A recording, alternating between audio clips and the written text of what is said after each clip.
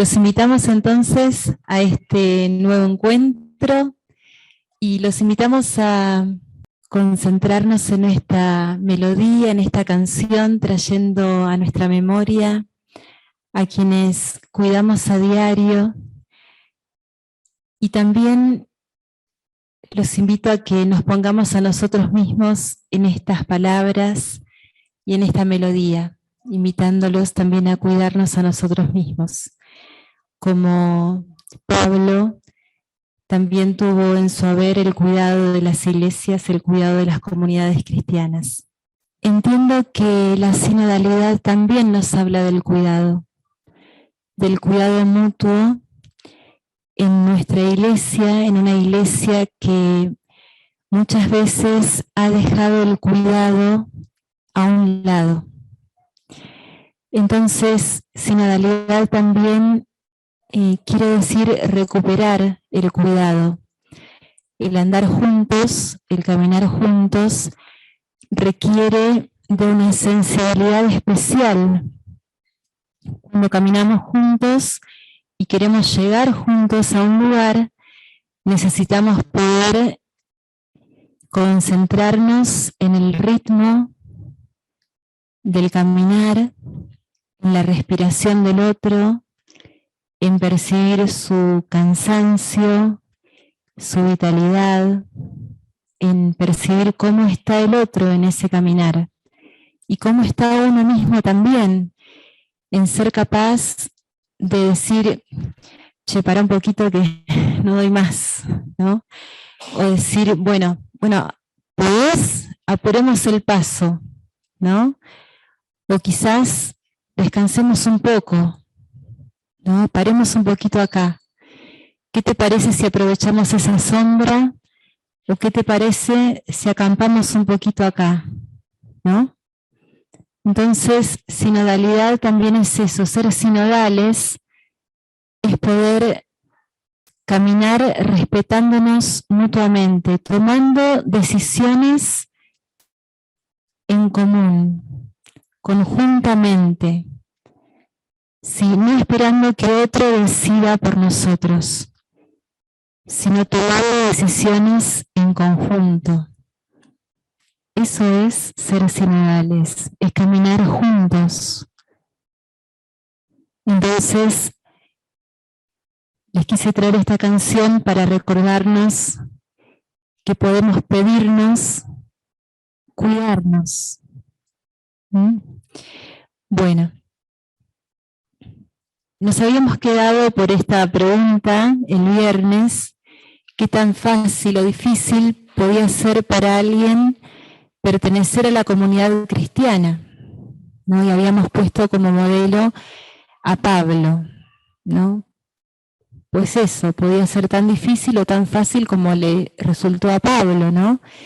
Que por un lado fue aceptado con su pasado de perseguidor, pero al mismo tiempo incluido con su bautismo, al menos en el relato de Hechos, aunque Pablo nunca hable de su bautismo, pero uno podría inferir igualmente que recibió un bautismo porque en sus cartas él habla de este bautismo, o sea, del bautismo, aunque nunca habla del suyo propio, ¿no?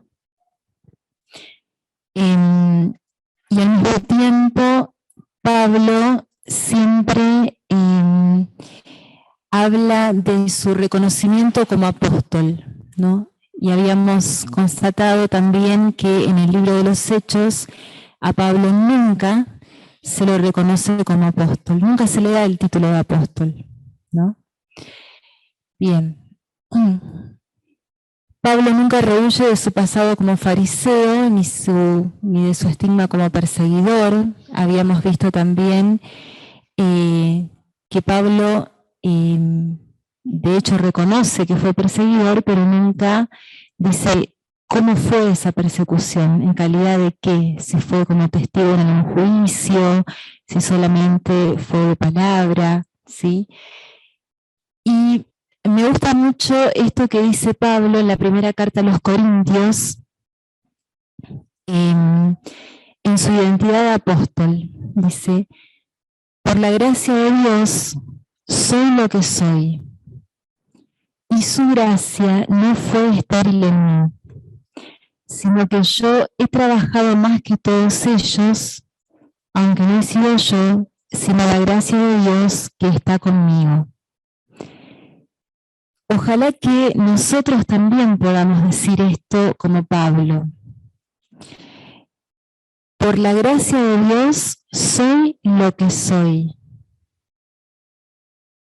Simplemente esto. Por la gracia de Dios soy lo que soy. En mi comunidad, por gracia de Dios, soy lo que soy. Y su gracia no ha sido estéril en mí. Como cristiano, como cristiana, esa gracia de Dios no ha sido estéril en mí. Ojalá que cada uno de nosotros, de nosotras, pueda decir esto en su vida. Pablo está completamente seguro que esa gracia sigue dando frutos en su vida. ¿Sí? Él está completamente seguro de que esa gracia sigue dando frutos y va sosteniendo su vocación. Dice también en la carta de los Filipenses, sosteniendo esta vocación de apóstol, ¿acaso yo no soy libre? ¿No soy apóstol? ¿No he visto a Jesús nuestro Señor? ¿No son ustedes mi obra en el Señor? Y sigue también en la carta, esto es de la carta a los Corintios, y en Filipenses, habiendo sido yo mismo alcanzado por Cristo Jesús, Pablo tiene una conciencia plena de que su vocación le viene de Dios, así como el llamado a ser apóstol a quienes están en Jerusalén, en la iglesia de Jerusalén, también les viene de Dios. O sea, Pablo en todo momento va a reconocer su vocación como venida de Dios. Entonces, se posiciona en una situación de igualdad con respecto a los demás apóstoles. Y esto es importante porque las comunidades que Pablo funda se van a reconocer como comunidades apostólicas, ¿sí? No van a ser reconocidas como cualquier comunidad, sino como comunidades apostólicas. Y esto es importante para reconocerlas como comunidades valederas, ¿sí? Porque en definitiva, cuando estuvimos viendo algo de Hechos, Pablo de alguna manera tiene el aval o el permiso de las comunidades y de la comunidad de Jerusalén para poder, entre comillas, fundar estas comunidades. ¿Sí? Esto es importante también. Ya vimos también que en Gálatas Pablo se posiciona y dice que los 12, es decir, la comunidad de Jerusalén, aceptaron que le habían sido confiado el anuncio del Evangelio a los paganos, así como fue confiado a Pedro el anuncio a los judíos. Y vuelve a insistir, porque el que constituyó a Pedro apóstol de los judíos, me hizo también a mí apóstol de los paganos. Entonces, Pablo funda su vocación de apóstol en Dios y entiende, entonces, que lo habilita a realizar su misión sin el consentimiento previo de los 12. Está porque en la carta a los Gálatas Pablo dice que él fue a contarles que ya había empezado a anunciar el Evangelio a los gentiles, a los paganos. Pablo entonces defiende su categoría de apóstol, pero mantiene la experiencia de su vocación en la esfera de lo privado, de la intimidad, y nunca narra los detalles. Nosotros vamos a ver que en el libro de los Hechos, el autor narra la vocación de Pablo, o la conversión, como querramos llamarlo, y cuenta todo en detalle, ¿no? No vamos a entrar en eso, pero vamos a ver que el autor de alguna manera toma un género literario, que es el género literario de vocación, ¿sí? Y va a tomar elementos de la vocación profética, y toma elementos justamente de la vocación de Jeremías, de Isaías, y lo va poniendo en esa línea. Sobre todo en la línea vocacional de Isaías, ¿no? Como aquel profeta que está llamado a anunciar la salvación a los goín, ¿sí? A los gentiles. Bien. Entonces, podemos decir que Pablo y los 12 caminan juntos, pero no entreverados, ¿sí? Hay como, caminan juntos, pero no entreverados. Vamos a ver que esto trae cola. Bien, Antioquía, o Antioquia, acá me estaban preguntando cómo, acá nuestro paisa, me estaba preguntando cómo se acentuaba esta cuestión. Bueno, podemos decirle como querramos, ¿no? Antioquia o Antioquía. Me decían que también hay una ciudad que se llama Tarso, por acá cerca, así que todos estamos rodeados. Bien, Antioquía en sinodalidad con Jerusalén, ¿no? Nosotros estudiamos brevemente el hecho de Esteban en Hechos 7 y la persecución que se desata contra los cristianos helenistas, que abre, ¿sí?, la expansión de la predicación del Evangelio hacia Fenicia, Chipre, hasta Antioquía, ¿sí?, esa gran comunidad cristiana, que era también a su vez una de las ciudades más importantes de ese mundo greco-romano, con el puerto de Seleucia que da al mar Mediterráneo. Ustedes imagínense una gran ciudad, una metrópolis, y era un centro cultural, comercial, ¿sí? Y era como la tercera ciudad más grande después de Roma y Alejandría. Ahí había una colonia judía muy grande y por supuesto tenía sus sinagogas y ahí podían asistir los prosélitos temerosos de Dios. Y nosotros tenemos en el libro de los Hechos de los Apóstoles, que es en ese lugar en donde aparece por primera vez la denominación de cristianoi, cristianos, ¿sí? Mesiánicos, sería como la traducción también, ¿no? Cristianoi, cristianos, mesiánicos. Entonces, hasta ese momento, al parecer, los seguidores de Jesús eran judíos, ¿sí?, dentro del judaísmo, pero a partir de este momento también se podían contar dentro del judaísmo a no judíos, ¿sí?, es decir, a paganos que entraban dentro de la esfera de los seguidores del camino o los seguidores de Jesús que no provenían del judaísmo. Entonces, ¿cómo habría recibido esta noticia la comunidad de Jerusalén?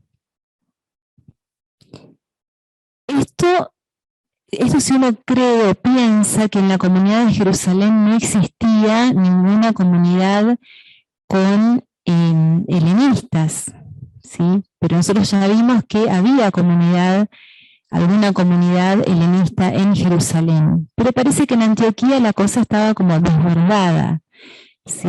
En la comunidad de Jerusalén puede que la cosa estuviera como más cuidada, ¿sí? Pero en Antioquía era como que la ciudad era mucho más grande y las cosas puede que se estuvieran yendo de las manos en algún punto.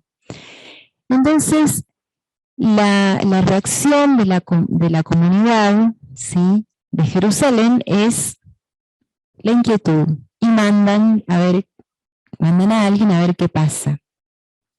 Lo mandan a Bernabé, ¿sí?, para ver qué pasa, ¿no? A ver una información, un pequeño relevamiento de caso, a ver qué es lo que está pasando, qué está ocurriendo, ¿sí? Bernabé empieza a ver qué sucede y aprueba lo que está sucediendo en Antioquía y va hasta Tarso a buscar a Pablo para que se quede en la comunidad antioquena y empiece a desarrollar su actividad pastoral. Fíjense ustedes entonces que es Bernabé, de alguna manera, el maestro de Pablo, y no al revés. Nosotros estamos como acostumbrados a ver que en realidad es Pablo el maestro de Bernabé, ¿o no? Sí.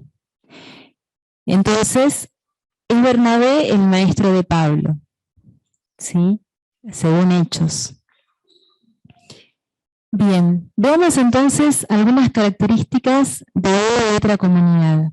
Antioquía, entonces, tiene una clara vocación de anunciar el evangelio a los paganos, ¿sí? Dadas estas características socioculturales que nosotros estamos viendo, y por lo mismo la comunidad de Jerusalén integraba más cómodamente a los cristianos provenientes del judaísmo. ¿Está? Esto no quiere decir que no aceptara de ninguna manera a cristianos provenientes del paganismo. ¿Está? No quiere decir esto. Pero era un poco más reticente. ¿Está? Digamos que la comunidad de Jerusalén priorizaba que aquellos que se integrasen en esa comunidad pasara primero por una especie de conversión al judaísmo, es decir, que pasaran por una aceptación de la ley con la consiguiente circuncisión y la aceptación de todas las leyes morales del judaísmo.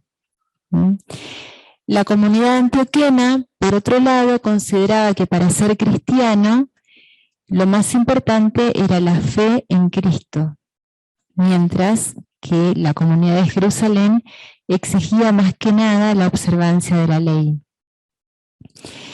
Bien. Las tradiciones judías tenían un gran peso en cuanto a las cuestiones de pureza y la alimentación. Y esto trae un problema a la hora de las comidas, ¿no? Porque comer con paganos y pecadores que en algún punto se asimilan a los paganos, tenía la cuestión de la contaminación de los alimentos, ¿sí? De alimentos que la ley judía consideraba o declaraba impuros en todo caso. Y esto traía serios problemas a la hora de compartir la mesa y celebrar, consiguientemente, la Eucaristía. Esto, bueno, un poquito más adelante vamos a ver algo que sucede aquí en esta comunidad de Antioquía y que va a ser relatado por Pablo en la carta a los Gálatas. Nosotros podríamos inferir entonces que los temerosos de Dios no eran aceptados plenamente en estas comunidades porque, o sea, en las comunidades de origen judío, ¿sí? Porque seguían siendo considerados paganos. En Antioquía y en las demás comunidades que fue formando Pablo, los paganos y paganas que recibían el bautismo eran aceptados, pero sin tener que someterse totalmente a los preceptos de la ley, y todos podían compartir la mesa con ellos. Esto es importante. Hago un paréntesis. En los evangelios nosotros encontramos que también Jesús comparte la mesa con prostitutas, publicanos, pecadores. Algunos estudiosos consideran que estos pecadores son también paganos, ¿sí? Que Jesús comparte la mesa con gentiles, con paganos. Entonces podríamos pensar también que ya en la comunidad de Jesús, ¿sí? En la comunidad de seguidores de Jesús en Galilea, había paganos. Y que esto de la comunidad jesuana, ¿sí? a la comunidad de los primeros cristianos de la diáspora, los primeros cristianos que conforman las comunidades, también se va trasladando esta misma costumbre. Bueno, esto, digamos, está en estudio y, bueno, uno podría pensar que puede ser que haya sucedido así. Así que podríamos pensar que también Jesús compartía su mesa con paganos que podríamos identificar con gentiles. Así que habría que ir investigando un poco más en esta línea, ¿no? Bueno, esto que para nosotros puede tener quizás una importancia meramente religiosa, ¿sí? Para los cristianos de esta primera era tiene también una complicación política, ¿sí? Social y política. Porque nosotros estamos bajo la dominación romana, ¿sí? Bueno, seguimos. Estamos, por supuesto, en años de la dominación romana y en este tiempo, cualquier gesto o acción que se tenga puede tomarse como un acto revolucionario por parte de los judíos. Cualquier gesto de acercamiento a los romanos puede ser tomado por parte de los judíos como un gesto de traición a la comunidad judía, ¿sí? Por ejemplo, el no circuncidar a los hijos o el hecho de no observar el sábado o el no observar las leyes de pureza podía tener consecuencias muy graves para cualquier judío, ¿sí? Y por supuesto podía ser un signo de apostasía, un signo que pudiera dejar a cualquiera fuera de la comunidad judía y fuera de cualquier tipo de protección que se pudiera dar a estas personas, ¿no? Entonces, es un momento complejo, complicado. Se va todo. Es un momento complicado para cualquiera que ya sea cristiano o judío.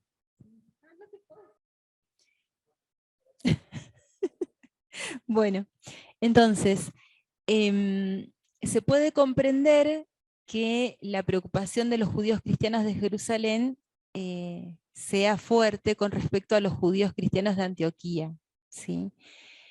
Y que estos compartieran la mesa con cristianos paganos, ¿sí? Y que participaran de las mismas reuniones y que en esto de alguna manera se contaminaran compartiendo la misma mesa, compartiendo la Eucaristía, ¿sí? Y que esto los llevara a una situación compleja políticamente. ¿Sí? Bien, durante su estadía en Antioquía, Pablo viaja a Jerusalén y vamos a ver lo que dice. ¿Alguien quiere leer el texto? Ah, gracias. En esos días, unos profetas llegaron de Jerusalén a Antioquía. Uno de ellos, llamado Ágabo, movido por el Espíritu, se levantó y anunció que el hambre asolaría toda la tierra. Esto ocurrió bajo el reinado de Claudio. Los discípulos se decidieron a enviar aún ayuda a los hermanos de Judea, cada uno según sus posibilidades. Y así lo hicieron, remitiendo las limosnas a los presbíteros por intermedio de Bernabé y de Saulo. Bien, vamos a ir a la siguiente placa.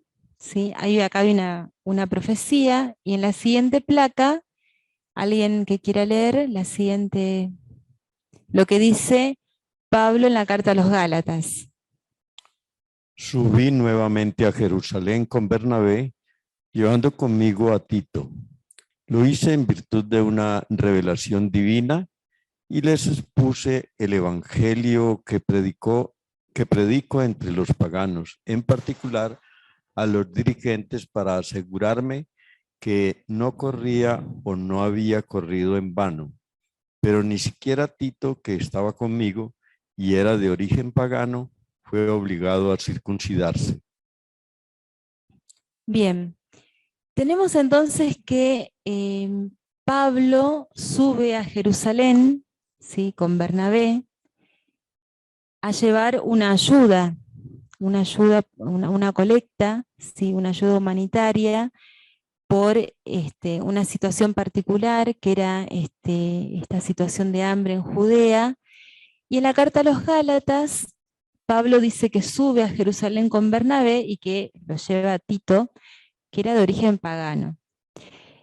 Y aquí, en la carta a los Gálatas, Pablo cuenta que simplemente les cuenta a la comunidad de Jerusalén de que, cómo era que estaba trabajando, ¿no?, que expone el evangelio que predica a los paganos. Y de alguna manera dice, bueno, queremos estar en comunión con ustedes, ¿no? Queremos saber que no estamos corriendo en vano. Y lo que cuenta es que la comunidad de Jerusalén no les imponen nada, ni siquiera a Tito. O sea, que aceptan esto que estaban haciendo en la comunidad con los paganos. Uno podría preguntarse entonces si Pablo, al llevar a Tito a Jerusalén, está desafiando de alguna manera a la comunidad jerosalimitana, ¿no? Entonces, Pablo dice que Pedro, Santiago y Juan, en cuanto a columnas de la iglesia, no les imponen nada, ¿sí?, pero que algunos falsos hermanos no se mordieron la lengua y bueno, se pusieron a criticarlo por lo que ellos estaban haciendo. La comunidad de Jerusalén entonces reconoce la autenticidad del evangelio de Pablo, y Pablo reconoce a Pedro, Santiago y Juan como columnas de la iglesia. Se dice que Pablo y Bernabé se ocuparán del anuncio del evangelio a los paganos y Pedro del anuncio del evangelio a los judíos. Entonces, ¿cuál va a ser el vínculo que los mantendrá unidos en el camino? ¿Sí? ¿Cuál va a ser el vínculo en definitiva? Dice Pablo, solamente nos recomendaron que nos acordáramos de los pobres, lo que siempre he tratado de hacer. Entonces Pablo siempre pondrá especial cuidado en la colecta para los pobres de Jerusalén. Así que será la caridad lo que mantendrá unidas a las comunidades. Pablo ve en la colecta la comunión, es decir, la koinonía, dándole así un sentido mucho, pero mucho más profundo que la sola ayuda económica o material. Y esto se va a ir repitiendo a lo largo de las cartas, ¿no? En la segunda carta a los Corintios también vamos a ver una mención a la colecta y también en la carta a los romanos. Entonces prevalece el vínculo de la caridad a través de estas ayudas. Se concreta así entonces un incipiente pluralismo eclesial y uno podría agregar también sinodal, ¿sí? Las comunidades cristianas son plurales, ¿sí? Caminan juntas pero no entreveradas, como diríamos. Son plurales. Se reconocen de ahora en más dos tipos de comunidades, judeocristianas y pagano-cristianas. Bien, antes dijimos que Pablo iba a contarnos algo en la carta a los Gálatas y relata un episodio modelo, ¿sí?, o paradigmático, ¿no? Un episodio modelo. ¿Alguien que lo quiera leer, que quiera compartir? ¿O alguien que esté en casa que lo quiera? A ver, William.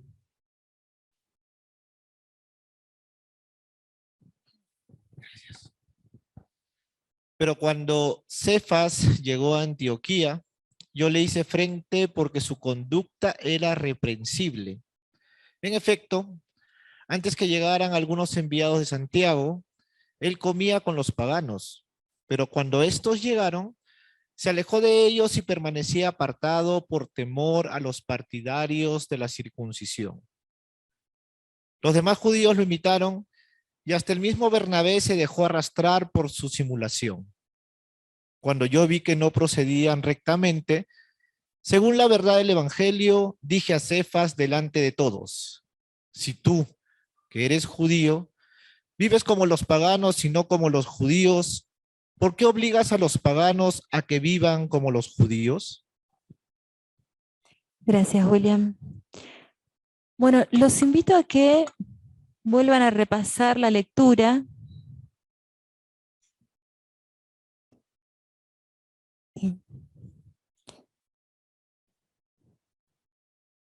Y vean qué les llama la atención de esta lectura. ¿Ya la tenían leída? ¿La conocían?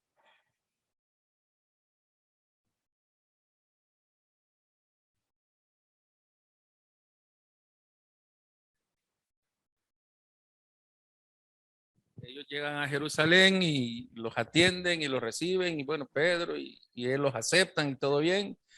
Y ahora Pedro sale con esta atorrancia, se aleja a un lado, no se entiende pues por qué hace esa actitud. Entonces, de hecho,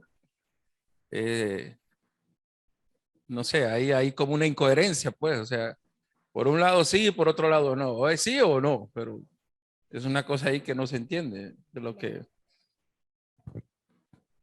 Bien, hay algo que hace ruido, ¿no? No se entiende bien qué es lo que está pasando. Bien. ¿Alguien más? Manuel se va. ¿A dónde vas? Estamos trabajando.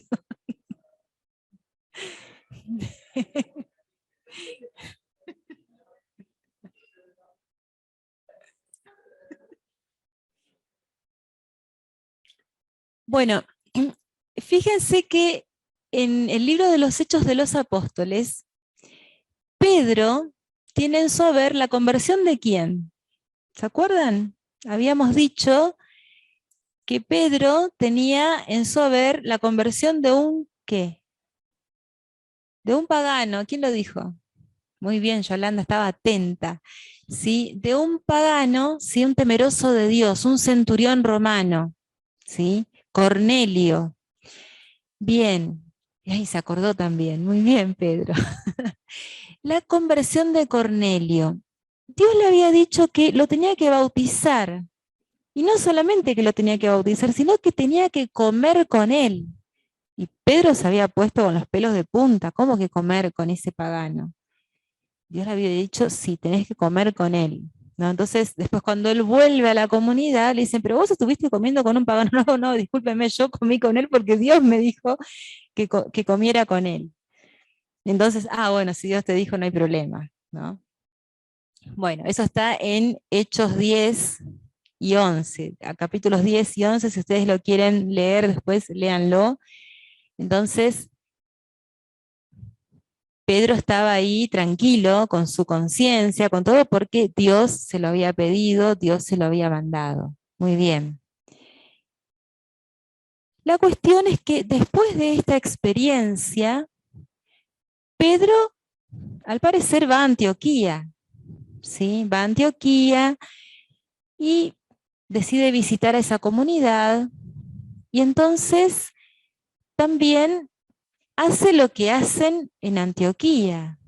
Donde fueres, haz lo que vieres, ¿no?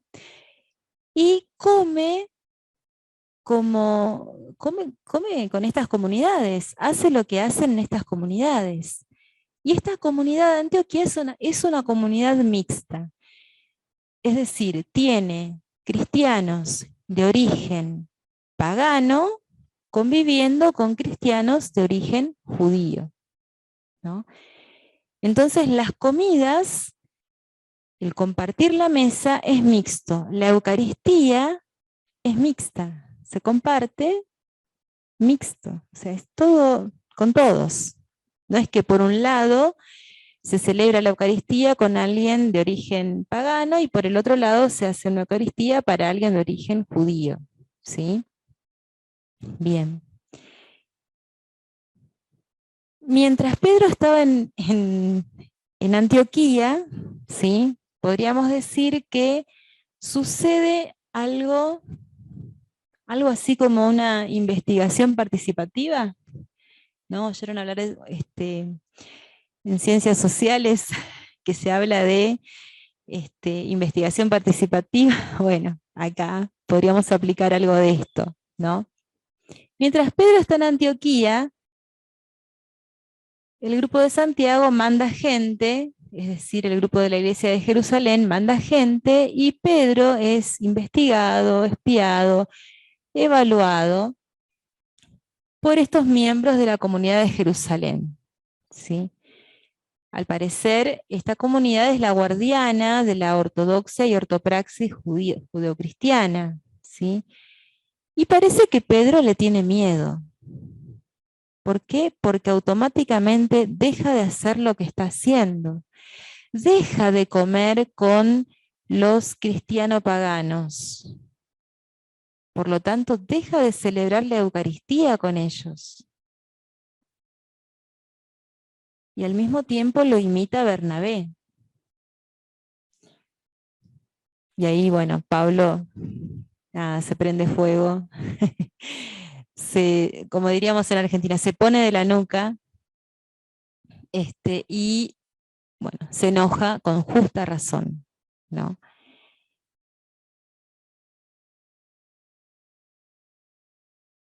Pablo ve que hay una insuficiencia en el acuerdo al que habían llegado al llamado Concilio de Jerusalén. ¿Sí? Ellos habían acordado quién iba a evangelizar a quién. Pablo a los gentiles, a los paganos, Pedro a los judíos.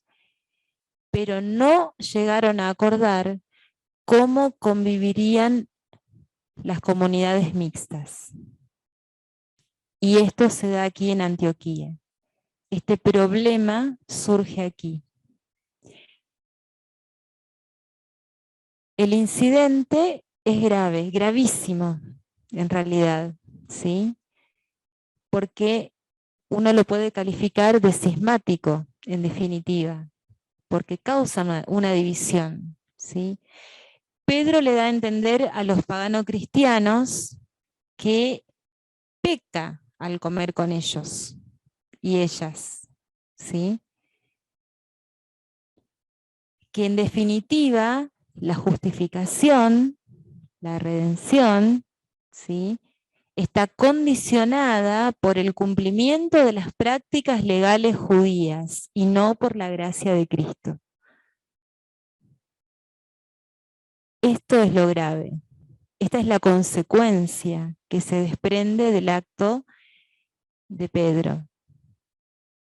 Y el razonamiento de Pablo, entonces, para evaluar es el siguiente, es lo que dice en la carta a los Gálatas, luego del incidente. Ahora bien, dice Pablo, si al buscar nuestra justificación en Cristo resulta que también nosotros somos pecadores, entonces Cristo está al servicio del pecado. Esto no puede ser, dice Pablo, porque si me pongo a reconstruir lo que he destruido, me declaro a mí mismo transgresor de la ley.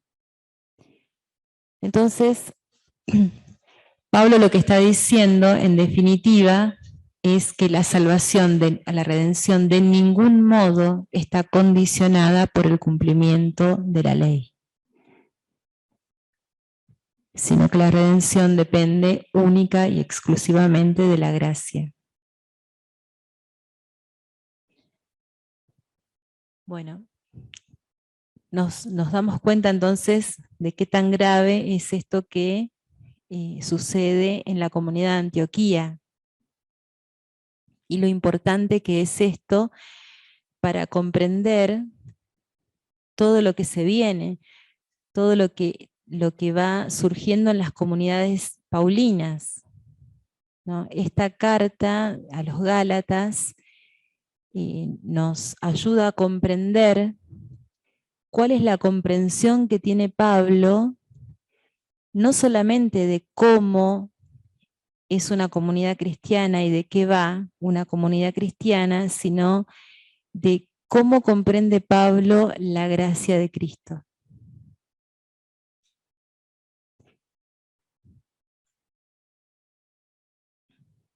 Bien, lo que parece, lo que se desprende entonces de esta carta a los Gálatas es que Pablo no fue escuchado, porque si no, fíjense que lo diría.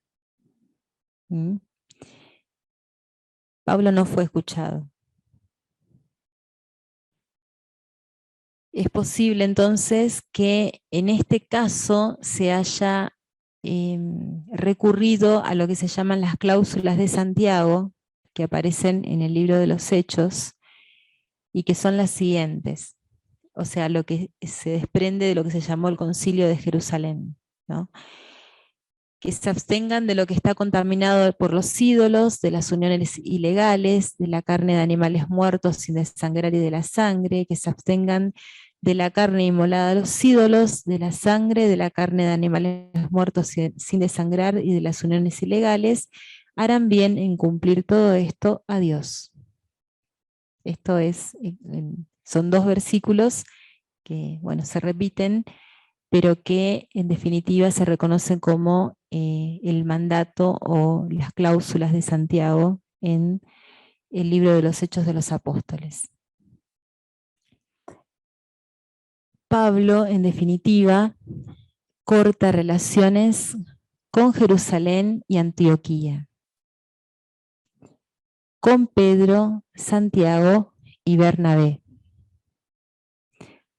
Organiza un nuevo equipo misionero y se dirige a Europa. Con las comunidades de Siria-Palestina solamente le va a quedar el vínculo de las colectas. Y ahí sí, adiós, ¿no? Así que bueno, esto es entonces lo que tenemos en relación a Pablo y la comunidad de Antioquía. Que si bien no tenemos una carta de Pablo a la comunidad de Antioquía, tenemos esta relación de Pablo con esta comunidad tan importante en el inicio de las comunidades cristianas. Ahora le voy a pedir a Manuel si me puede ayudar con la siguiente diapositiva, por favor.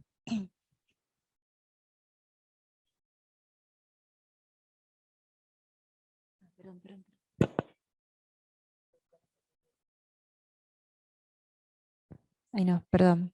Vamos a trabajar ahora con estas preguntas. Nos vamos a tomar 5 minutitos y vamos a conversar con el compañero de al lado, y a los que están en casa les vamos a pedir que las lean, tomen nota y vayan aportando en el chat algo de lo que vaya surgiendo, las respuestas que vayan surgiendo a modo de reflexión sintética, y nos vayan compartiendo lo que vaya surgiendo luego de reflexionar esto. Entonces, de a dos, aquí en la sala, vamos conversando juntos y nos vamos compartiendo qué pensamos acerca de estas preguntas. ¿Cuál es el vínculo que une a nuestras comunidades? ¿Qué sucede cuando nuestras prácticas celebrativas e incluso nuestras maneras de interpretar la palabra no se ajustan a la ortodoxia? ¿Y de qué manera resolvemos estas cuestiones? ¿Podemos dar algún ejemplo concreto? Bueno, nos tomamos de unos 5 a 7 minutos y vamos haciendo una reflexión sintética.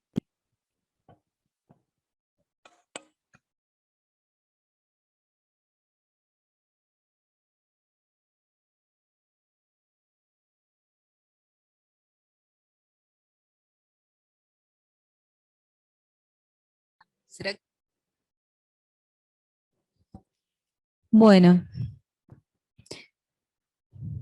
¿Cómo estamos? La primera, una. La primera recién, una sola. Bueno, ¿cómo vamos con el trabajo? ¿Tenemos chat?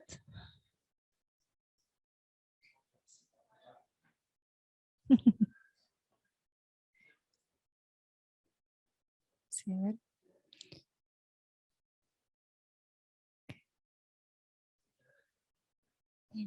Si no me paro. A ver. Bueno, a ver.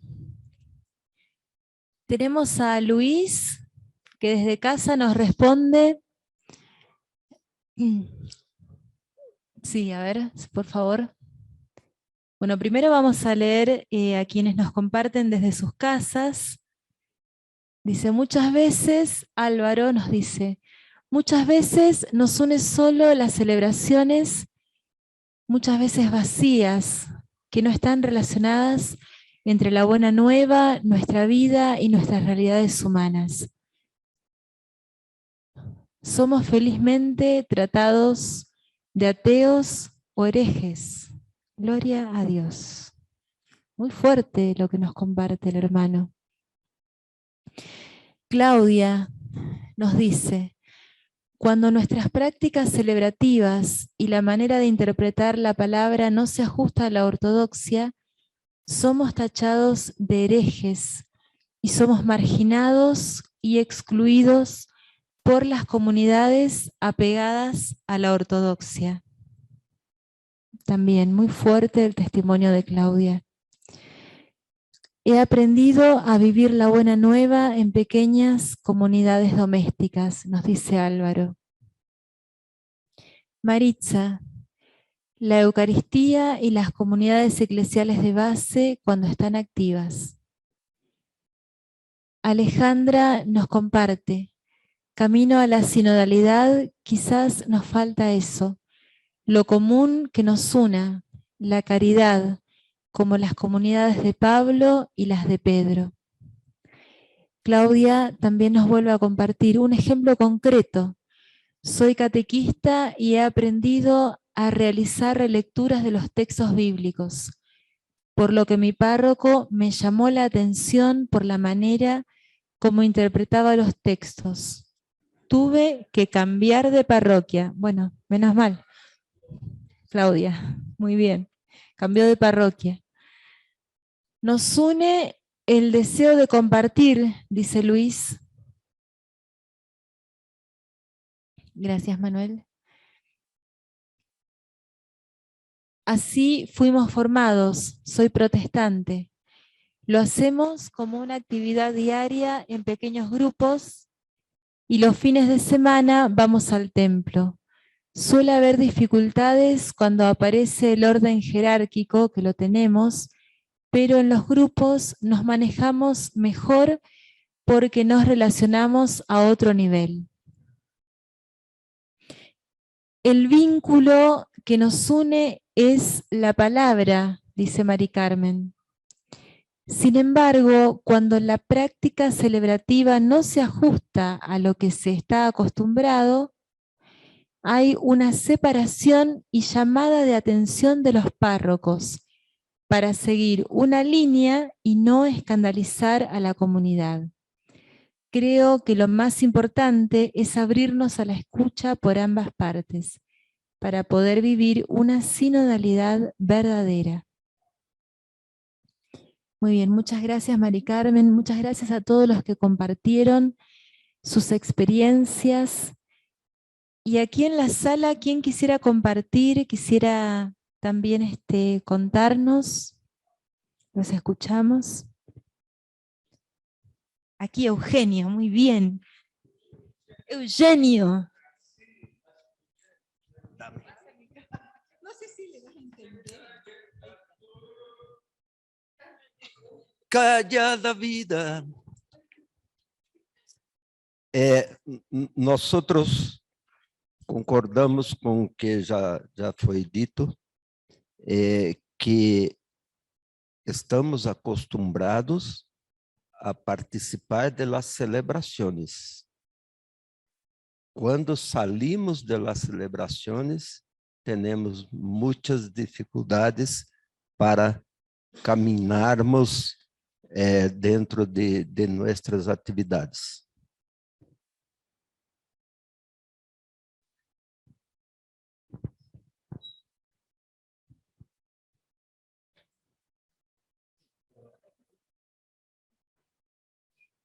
Bueno, nosotros creemos que el vínculo que nos une o algunos de los vínculos que nos unen son la Eucaristía y la Biblia, pero estamos conscientes que muchas veces lo que decía ahí, nuestras prácticas celebrativas son diferentes.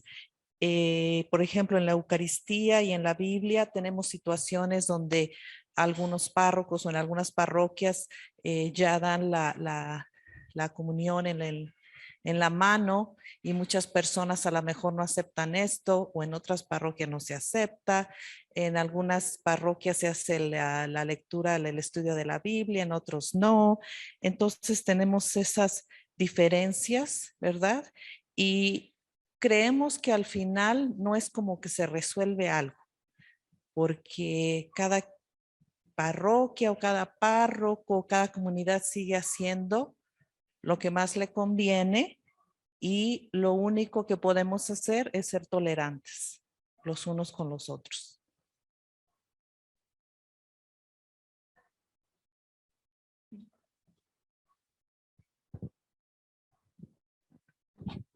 Bien, ¿alguien más que quiera compartir?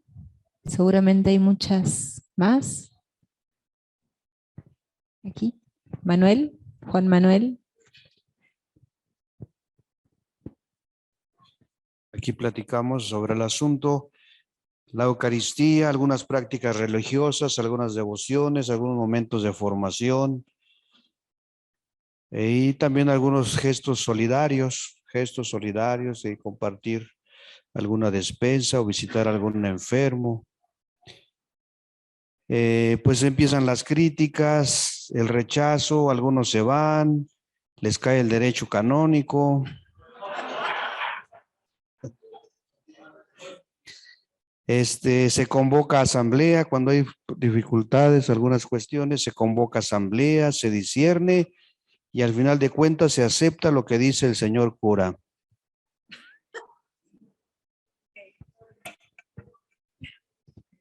Bueno, muy bien. Nosotros también aquí analizamos un poco más como de lo que es nuestra vivencia como comunidad claretiana, en este caso nosotros, ¿cierto? Algo que nos puede unir mucho, la primera pregunta, nuestra vivencia comunitaria. La vivencia comunitaria interna dice mucho al exterior también de la comunidad. Nuestra manera de ser, de actuar, de relacionarnos con los demás. Eso va a decir mucho que acoge o distancia a la gente. El testimonio de vida que se puede dar también al exterior y la evangelización desde la que debe ser de coherencia de vida, entre el hacer y el decir. Muy distinta la cosa, decir una cosa y hacer otra. Eso la gente es muy pilosa en ese sentido y marca mucho la vida de la comunidad también. Frente a la segunda pregunta, ¿qué sucede con esto? Alejamiento de la comunidad total. La gente se puede distanciar de las celebraciones de la misma comunidad y haciendo que no haya como esa relación entre parroquia y comunidades con las cuales se comparte. Los grupos evangelizadores, como ya les expresaban algunos compañeros aquí, frente a las realidades que pueden vivir o como expresaban también en el Zoom, frente a las situaciones que se viven a veces. ¿Qué nos invita frente a la tercera pregunta? Mejorar el estilo de celebración, mejorar el estilo de vida, que vaya más en concordancia con el pueblo, donde se sientan identificados y vinculados también en las celebraciones, en las experiencias que están viviendo. O sea, Yolanda decía de pronto, lo que aparte es que se encuentra ahorita con la pandemia, el estilo de la comunión, de dar la comunión. Mucha gente todavía le cuesta recibir la comunión en la mano, porque su fe, su creencia es otra. Entonces, uno como sacerdote en este caso, tenemos que saber y de manejar esa experiencia frente a ellos también. Bien, muchas gracias. Sí, allá Eddie, Jorge.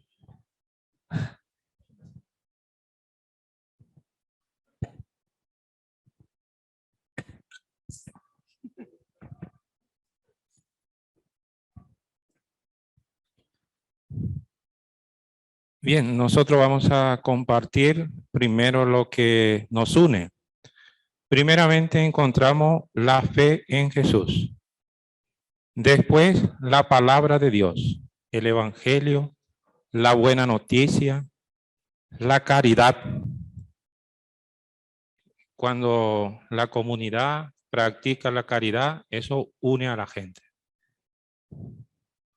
Después también, acá, según la experiencia, la figura del párroco, sobre todo en el campo, reúne a la gente, une a las comunidades. La segunda pregunta, ¿qué sucede cuando las celebraciones, incluso, o sea que la práctica, cuando nuestra práctica no se ajustan, ocurren separación, rechazo, escándalo, división, huida. Y la tercera pregunta, no siempre es fácil resolver un problema, pero sí se intenta. Primero, dar explicaciones, buscando un diálogo para dar soluciones según lo que nos dice el Evangelio. Eso es lo que nosotros habíamos compartido. En el caso de nosotros, hablábamos de un término que se le llama el miedo. El miedo, y muchos laicos como religiosos consagrados en general no quieren hablar. Pueden estar de acuerdo con la posición del hermano o la hermana, pero no se atreven a hablar. Entonces nos acomodamos y no damos esa apertura a encontrarnos con la palabra de Dios desde la vivencia y la práctica. Ante la primera pregunta que hablábamos, ¿qué nos une? Hay veces ni las celebraciones, porque llegamos a las celebraciones, no conocemos a nadie, nos saludamos, ni nada que ver. Y nos resumimos en participar, recibir la comunión y retirarnos. Y a la tercera pregunta, nos quedamos preguntándonos o diciéndonos. En Centroamérica se nos habla del modito claretiano. El modito claretiano es como resaltar eso de lo claretiano que nos ha permitido dialogar la palabra, compartir las experiencias, vivir una realidad eclesial diferente. Entonces muchos, cuando tenemos que dejar los lugares, viven con ese anhelo de volverse a encontrar con esta realidad, porque ha llegado alguien que se ha puesto cerrado, que no permite la palabra, que no permite el diálogo o la misma lectura popular de la Biblia. Entonces, ese modito contrapuesto contra el miedo y la falta de relaciones humanas que tenemos aún entre las comunidades. Pero además de eso, nos da tristeza alguna forma de responder a esto. Porque, ¿qué pasa? Nos quedamos callados cuando estamos de acuerdo con la otra persona que sabe lo que está diciendo o tiene una postura, pero me quedo callado y después digo, ay, perdimos al hermano tal y tan bueno que era. Y tristemente matamos una postura de reflexión de la palabra y no damos oportunidad a una vivencia más grande. Gracias.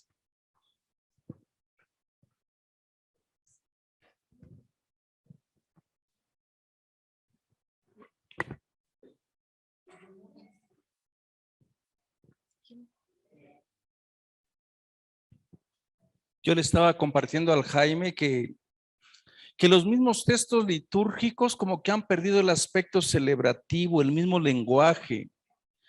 A lo mejor a ustedes no les toca lidiar con todo, pues no sé, con por ejemplo la oración eucarística, lenguaje que nadie entiende, que nadie habla, y una teología también que a lo mejor funcionó en algún momento, que trata de recoger las experiencias de la iglesia, pero como que ya están muy fijadas y que tú no puedes, Dios guarde la hora que tú puedas decir alguna otra cosita que sea más cercana a la gente o que le llegue más a la persona. Yo creo que desde los mismos textos litúrgicos, incluso en la manera de cómo van haciendo un corte bien intencional de los evangelios. Le hacen violencia a todo el texto sin tener en cuenta a veces la perícopa o el género literario que estaba allí, ¿no?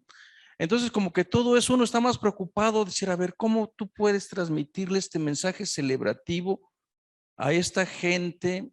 Cuando la misma gente tampoco no quiere eso ya. La gente solamente quiere venir a que tú le hagas magia. Usted ponga las manos así, usted haga esto, usted haga lo otro. Pero cuando uno les trata de explicar, de enseñar, como que, bueno, vienen las sanciones, vienen las condenas, viene el derecho canónico, viene el obispo, viene la carta, y el obispo tiene tiempo para llamarte. Misteriosamente nunca te llama, nunca te felicita. El obispo nunca, así puedes estar haciendo tú cursos tras cursos, educándole a la gente, educando yo, por ejemplo, en Ciudad Juárez, educándole al seminario, seminaristas y todo.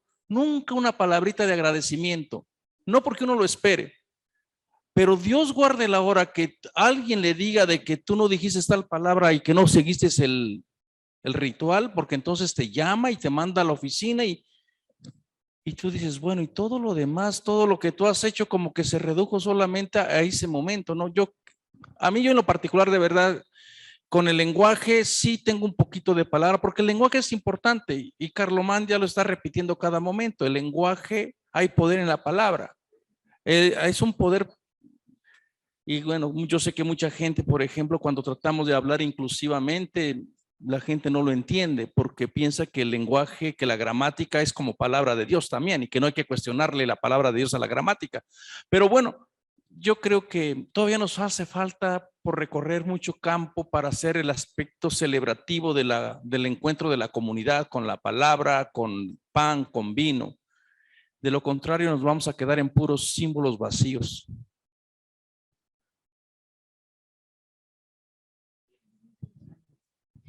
Gracias, Manuel.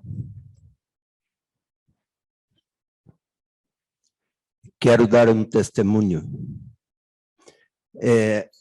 Estou fazendo parte do legado de Pedro Casaldáliga. E há uma preocupação muito grande por todos aqueles que trabalharam em la prelazia de São Félix do Araguaia, quando Pedro ainda estava vivo e atuando. E agora isto está se acabando. Então, o que preocupa é como manter o que hacían, como manter a maneira como viviam, porque as celebrações eram caseiras em pequenas comunidades e viviam muito intensamente, porque era o espírito, o reito profético de Pedro que estava vivo e agora está se perdendo e está se tornando, como Manuel abriu agora, aos poucos vai se perdendo para se tornar coisas tradicionais, embora muita gente ainda tente manter, pero não é fácil. Bien, muchas gracias, Eugenio. ¿Alguien más que quiera compartir? Bien. Ojalá que Pedro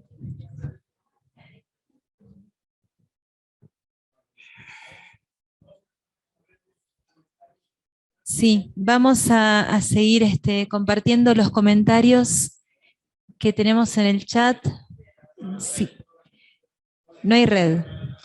Se cortó también eso, así que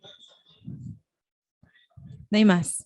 Bueno, pero Muy bien. aquí Pedro, vamos entonces. a comentar que nosotros decíamos en cuanto al vínculo que une nuestras comunidades, se debe partir de Jesús, la persona de Jesús, y a partir del conocimiento de la persona de Jesús que se hace a través del compartir la palabra en pequeñas comunidades y a través de la Eucaristía, a través del compartir la palabra. Y decíamos que muchas veces el que acompaña o el que preside las celebraciones se debe sentir acompañante y hermano para no disonar en cuanto a lo que se lleva como práctica comunitaria. Y también cuando hayan estas interpretaciones se debe muchas veces también a que en las prácticas celebrativas no se dedica certeramente a compartir la palabra, sino que muchas veces se comparten otros temas diferentes a lo que realmente se debe centrar la palabra. Entonces, temas diversos donde la gente está esperando precisamente el tema central y hablar pues sobre la persona de Jesús y se va por otros rumbos, a otras cosas, a manifestaciones completamente de interpretación política o de otros temas que no corresponden. Y esto hace que haya rechazo, que haya división, que se abandone las prácticas en los grupos o en la comunidad. Y pues la manera de recobrar estas situaciones debiera ser el diálogo y digamos, la centralidad del Evangelio y de la persona de Jesús en la comunidad para las prácticas de caridad y para las prácticas del trabajo apostólico. Bien, muchas gracias, Pedro. Bueno, estas preguntas quisieron ser más bien una práctica reflexiva a partir de lo que vinimos escuchando, no solamente con respecto a las comunidades paulinas, sino también con respecto a todo lo que ya vinimos escuchando, ¿no?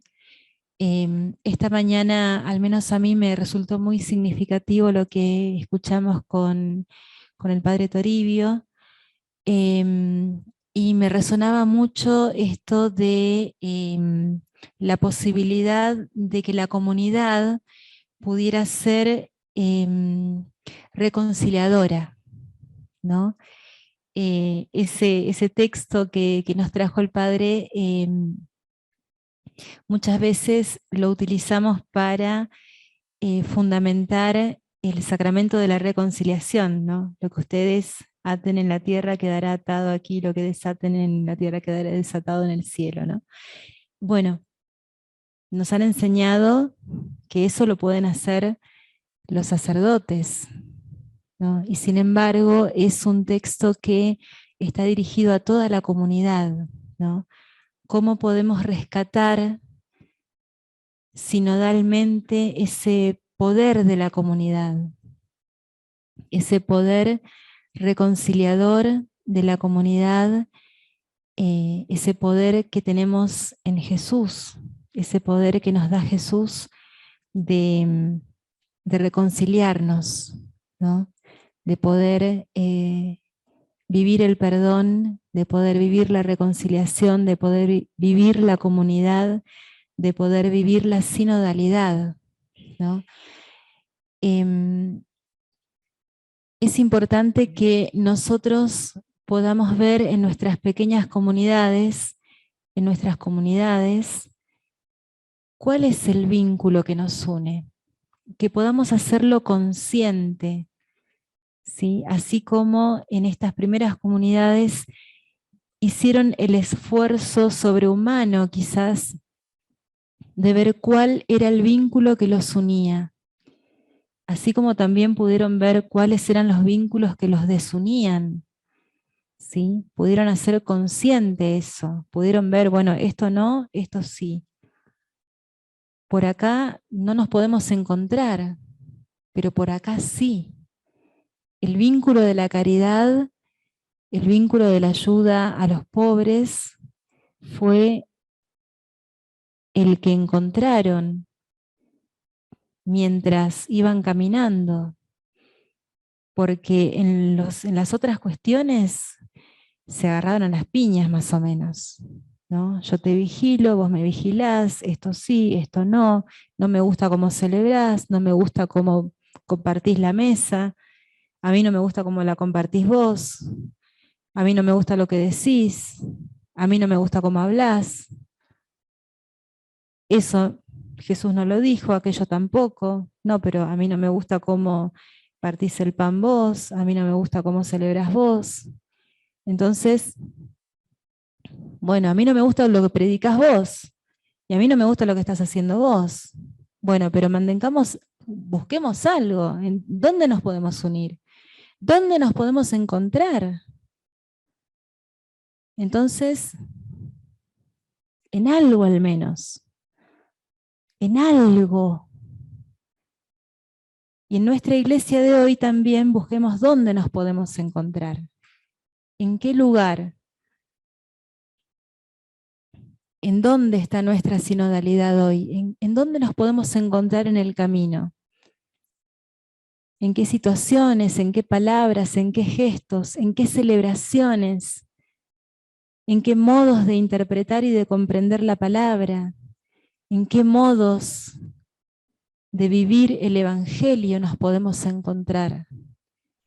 Porque sabemos dónde nos desencontramos. Tenemos conciencia de en qué lugares nos estamos desencontrando, lamentablemente. Pero como sabemos dónde nos estamos desencontrando, bueno, manos a la obra y busquemos dónde podemos encontrarnos, inconsciente. Así que, ¿cuál es el vínculo que une a nuestras comunidades? Y empecemos por nuestras pequeñas comunidades, como nos decía el padre Agustín el otro día. No allá, en las grandes, en las pequeñas, en las nuestras. En esa de 2 o 3, 3 o 4, 5 o 6. Ahí se teje la sinodalidad. Ahí se respira. Ahí nos vamos acompañando el paso, nos vamos acompasando mutuamente, ¿no?